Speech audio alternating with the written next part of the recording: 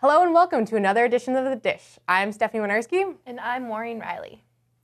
Rihanna broke her silence regarding last February's Chris Brown incident recently on an ABC interview that aired on 2020. Rihanna offered a very reflective and revealing account of the events that happened that night, the aftermath, and how she has dealt with the intense media chaos that has surrounded her since then.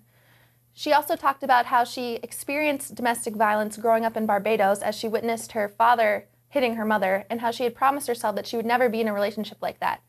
One of the main reasons that she waited so long to talk about the controversy with Chris Brown was because she was embarrassed that she had fallen in love with someone like that. She also said that she is working to look through the few positive things that she can take away from this experience, and she is hoping that she can be a role model to young girls and show them that they do not have to stay in violent relationships.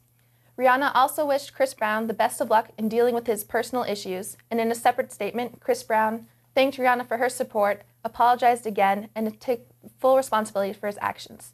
It is clear that they are both working towards moving past this dark moment in their lives.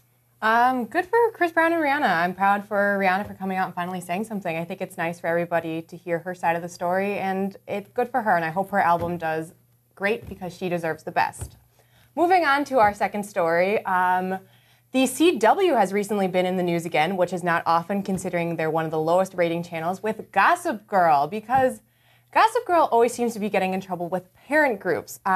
Notably, at the beginning of season 2, there was some risque ads that featured Blair and Nate making out in a swimming pool, and everyone said that was highly inappropriate. But recently, or most recently, character Ed Westwick's character, Chuck Bass, was featured in a male-on-male kiss. But the latest scandal, of course, is that there were 3 people in one bed on last week's Gossip Girl, which featured, yes, a threesome. Now, I won't reveal the characters involved with threesome just in case you haven't watched yet, but many parent groups found this to be highly inappropriate and said that for a drama that is obviously marketed and only watched solely by usually teen girls, that this kind of behavior is best left to adult films. My opinion on this is parent groups, you're creating more hoopla for this than by bringing it up and causing a media storm like this.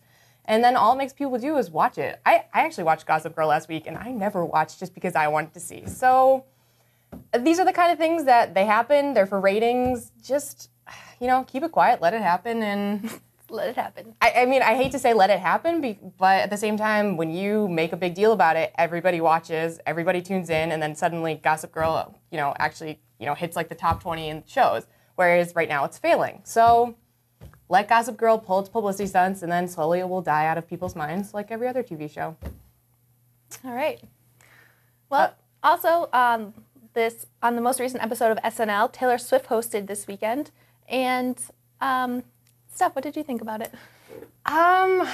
We all know my personal opinions on Taylor Swift. She's not always my favorite person, but I thought she was good. I liked her monologue song. It's been stuck in my head for the past 2 weeks. It's just, my big things with celebrity hosts is there's always a distinction between telling whether the celebrity hosts are really good or whether the skits that people write for them are really good. So Taylor Swift, yeah, your monologue song was funny and you did a good job delivering it, but ultimately the writers did a really good job writing for her.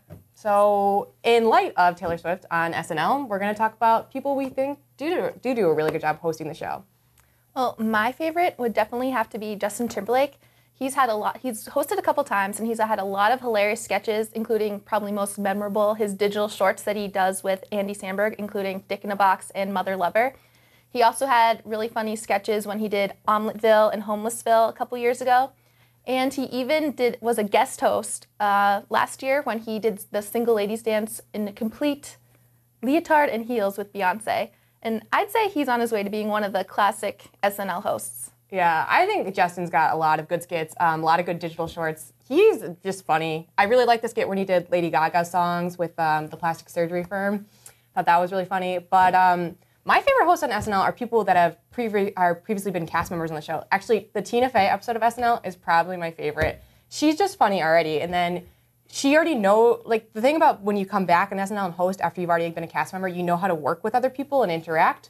So it makes it a lot better because, you're not pulling Lindsay Lohan where you're laughing at your own jokes and think you're really funny because the skits are funny themselves. So Tina Fey and Will Ferrell, always funny. But other people I really liked, I thought the Olsen twins were funny.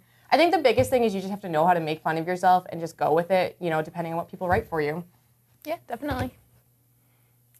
Well, that concludes this edition of The Dish. Until next time, you've just been served the dish.